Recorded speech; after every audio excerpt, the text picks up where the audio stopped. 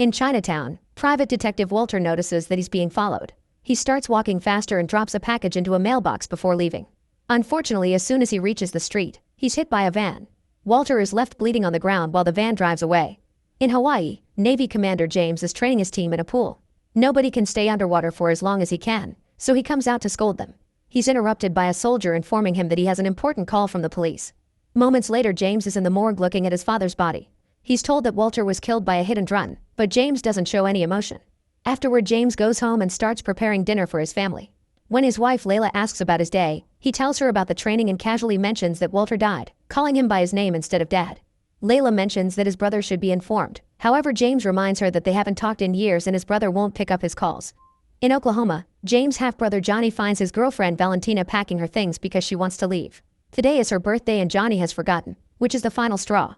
Johnny is always fooling around and doesn't take anything seriously, so Valentina has had enough. Johnny apologizes and swears he'll do better, so Valentina kisses him. However, she also slaps him and leaves anyway.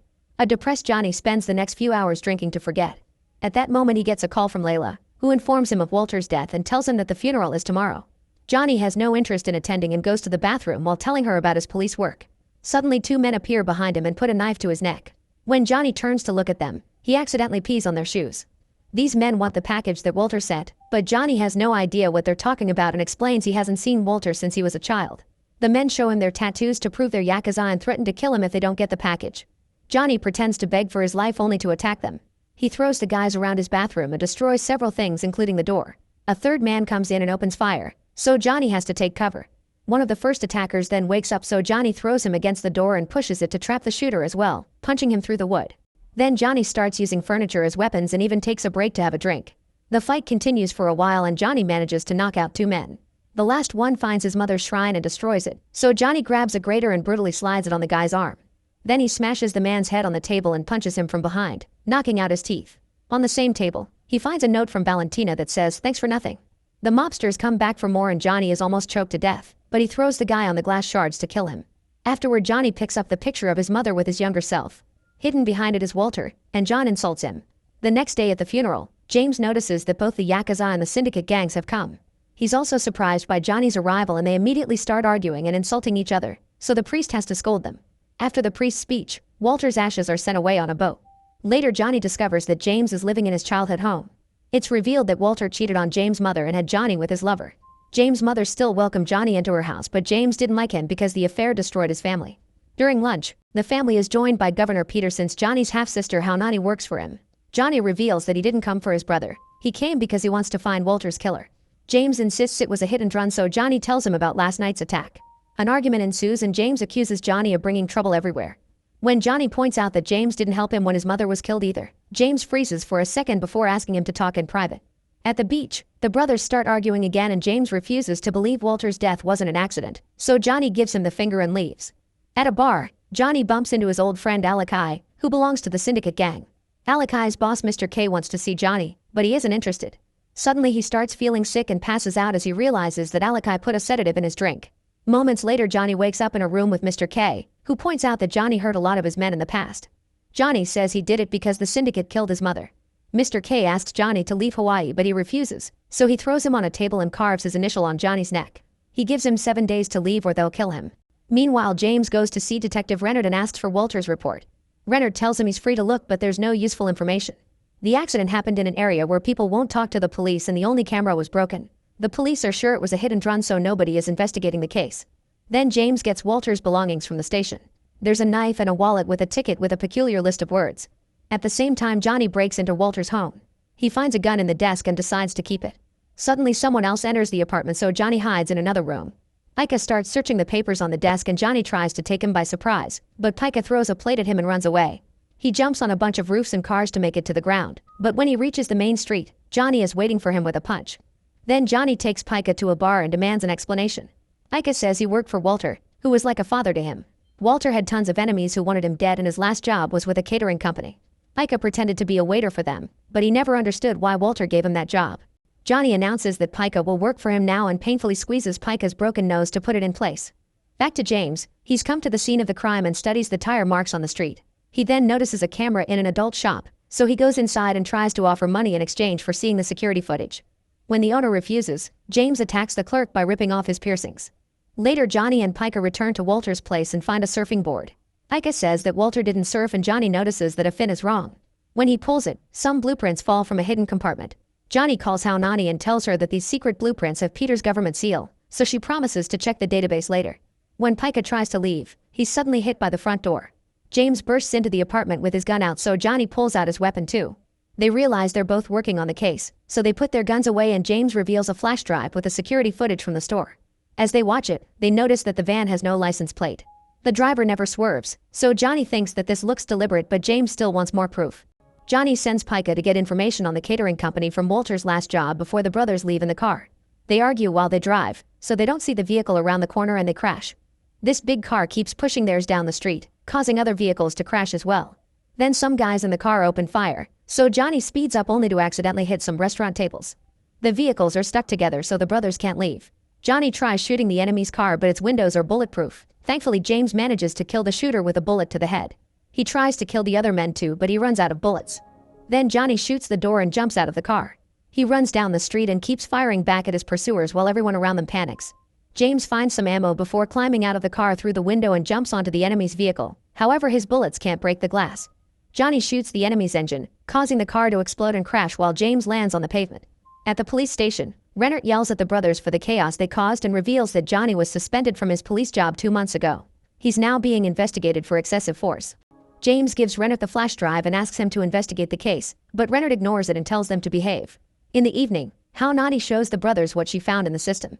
The blueprints were for a property on the east side and commissioned by a man named Marcus, who has resorts all over the world. James notices a seal that says Sacred Casino Princess on the back of the blueprints, which is strange because gambling is illegal on the island. The group agrees they'll have to talk to Marcus during the annual fundraiser tomorrow. The next morning, James asks Johnny why he got suspended.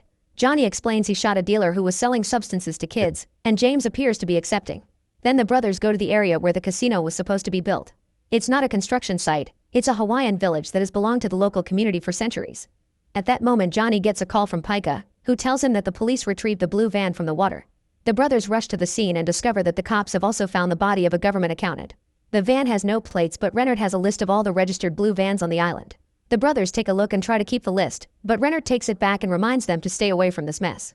Once Rennert is gone, Johnny asks Pica to research the name Hayashi Imports, which was the only Japanese name on the list. A few hours later, Pica is working as a waiter at the fundraiser event and gets extra uniform shirts for the brothers so they can sneak in. He's also researched Hayashi Imports and confirms it belongs to the Yakuza. The team splits to avoid looking suspicious and James ends up serving Nakamura, who casually puts happy powder on his plate. James steals Nakamura's credit card from the plate and notices it says Hayashi Imports. He gives the card back to Nakamura by pretending he found it on the floor and asks if Hayashi Imports lost a blue van. A suspicious Nakamura indirectly threatens James before walking away. Meanwhile, Johnny introduces himself to Monica, who recognizes his surname and asks about Walter. After Johnny tells her about the incident, Monica reveals that she's Marcus' wife and wants to get a divorce, so she hired Walter to acquire some leverage. Without it, she won't be safe. She doesn't want to say too much in public and asks Johnny to come to her penthouse tomorrow. Afterward, some armed guards surround the brothers and drag them to see Marcus, who claims that he hired Walter and paid him well for his discretion. Marcus seems to be surprised to hear that Walter is dead, however Johnny thinks he killed him. An angry Marcus denies it and says he hired Walter to check if Monica was cheating on him. Thankfully, she wasn't. While Johnny starts playing with a grenade he finds on the desk, James notices a napkin with 2 fingers inside. Marcus moves them out of sight and kicks the brothers off his property. After they're gone, Marcus looks at Monica's picture and wonders what she's done. The next day, Johnny goes to the penthouse only to find ambulances, the police, and a crowd. A closer look reveals Monica's dead body on top of a car. The official story says she fell from her balcony. A furious Johnny returns to Marcus' mansion and starts fighting every guard that gets in his way as he tries to go inside. He manages to bring quite a few men down, but eventually the guards tase him to defeat him. Marcus checks on him and Johnny accuses him of killing Monica, but once again Marcus denies it and tells his men to call the police. A guard kicks Johnny to knock him out. Later in prison, Johnny is visited by Peter, who has convinced Marcus to drop the charges. He asks Johnny to let the police handle the case and points out that Walter always had a darkness in him. Peter sees that darkness in the brothers, so he wants them to find in each other the support that Walter didn't have. When Johnny is released, James is waiting for him and scolds him for causing trouble, saying that hitting people won't bring his mother back. This makes Johnny snap, so he headbutts James and starts beating him up. James defends himself and they end up fighting all over the police cars, breaking a few windows. The fight soon moves to the mud and James gains the upper hand, obtaining the victory by hitting Johnny in the face multiple times. Johnny then wonders what kind of man abandons his little brother when he needs him the most, referring to the time James sent him away. However, James says he did it to protect him because the syndicate was going to kill him. Johnny explains that he's haunted by the sight of his mother's dead body and that James was all he had left. Finally realizing the gravity of his actions, James apologizes. Later at home, Johnny gets a call from Valentina, who went back to his house to get the mail and found Walter's infamous package. Inside there's a flash drive, and Johnny asks her to bring it to Hawaii. At the airport, Johnny tries to receive Valentina with a hug, but she just throws her suitcase at him. Everyone gets in the car and Pika tries to access the flash drive in his computer, only to find a banking firewall. Valentina realizes it's a cold wallet and explains it's digitally encrypted. The flash drive is the key, meaning the Yakuza wants it to access someone's account. The password needs 12 randomly generated words, so James gives Pika the ticket he found in Walter's wallet. Suddenly a helicopter opens fire at them. Johnny tries to shoot back, but James is having trouble keeping control of the car because he has to dodge the bullets but also the vehicles that the chopper brings down to block the way. Valentina convinces him to let her drive and shows amazing skill as she speeds up, driving around every crashed car as if was nothing. Eventually the helicopter flies away and two men appear on a bike. When they open fire, Valentina has to make a sudden turn and ends up driving backwards. Johnny tries to fire at them but he misses every shot, so Valentina stops the car on purpose. The bike crashes into it and the men land on top of the car. Valentina takes off again while one of the men crawls on the car roof with the help of his blades. He makes it to the back window and gets inside the car to try to take Pika's computer. James starts fighting him while Johnny gets the second man on the hood. After landing a few hits, he has to go back inside to avoid an incoming truck. Valentina shakes the car to leave the guy hanging on the door, so he hits her with his gun. Johnny grabs his arm to divert the bullets and Valentina drives too close to the fence to crush the enemy until they rip off his arm, dropping the body on the road. James opens a door and pushes the other man to hold his head on the pavement, leaving a blood trail before throwing the body out. This causes a few civilian cars to crash. As Valentina kisses Johnny, the helicopter reappears and opens fire. The brothers fire too and James manages to hit the shooter in the head. The body falls back and the bullets hit the pilot instead, so the chopper soon crashes on the road. Valentina drives as fast as possible and enters a tunnel just in time to avoid the explosion. Afterward, the group takes a break and Pika finally accesses the information on the flash drive. $12 million per year have been transferred to Peter, which makes the group realize that Marcus has been paying Peter to legalize gambling so he can open his casino, and the Yakuza were hired for protection. When Walter was hired to look into the marriage, he accidentally stumbled into this conspiracy. The government accountant probably gave Walter all the information and Peter figured it out, so he had to kill everyone involved to protect his secret. Meanwhile, Nani shows the blueprints to Peter, saying that Marcus may not be a good guy after all. Peter pretends he didn't know anything and takes the blueprints, promising to review all the projects. When the group gets home, James can't find his family and tries calling them, only to find Layla's phone on the floor. He desperately searches the house and is relieved to find his kids hiding in the bathroom. They tell him that Layla was kidnapped and James hugs them to assure them there was nothing they could do to prevent it. At that moment, Marcus sends them a video of Layla and how Nani tied up in his basement. He wants the brothers to bring him the flash drive in exchange for the women's lives. A furious James opens his weaponry and the brothers grab as many guns as they can carry. In the evening, the duo shoots two guards outside Marcus' mansion before crossing the yard. There are more guards around and they all get killed quietly. Suddenly Marcus' car loses a window and the guards take a closer look to find a note asking them to smile. Then they're killed by Johnny, who shoots them one by one. James provides backup as a sniper and tries to kill a guy on the first floor too. However, the glass is bulletproof and the resulting noise makes the guard open the window. James shoots fast to kill him as well. Suddenly the power goes out in the house and Marcus sends out one of his basement guards to investigate.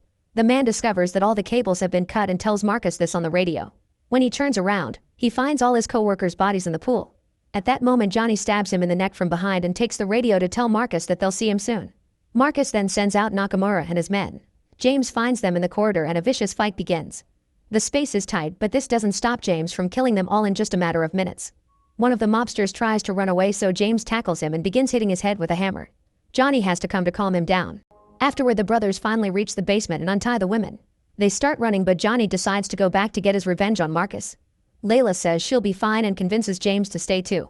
Once the women are gone, James returns to the basement and finds Nakamura, so a gunfight ensues. Nakamura consumes happy powder between shots, and when he runs out of ammo, he grabs a sword instead. James defends himself with hand-to-hand combat before grabbing a mace. After sliding the mace on Nakamura's face for extra damage, James pulls his arm to break it. This allows him to take the sword and stab him before pushing the blade into his face. Meanwhile, Johnny finds Marcus trying to escape on his boat. He quickly tackles him and manages to disarm him.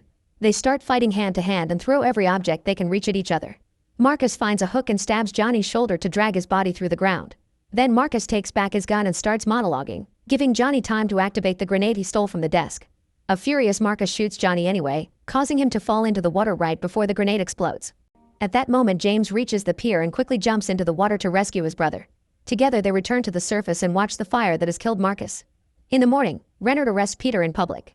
Later, the family relaxes on the beach and puts up pictures of their lost loved ones. Johnny apologizes to his mother for avoiding his home all this time and promises to do better with Valentina.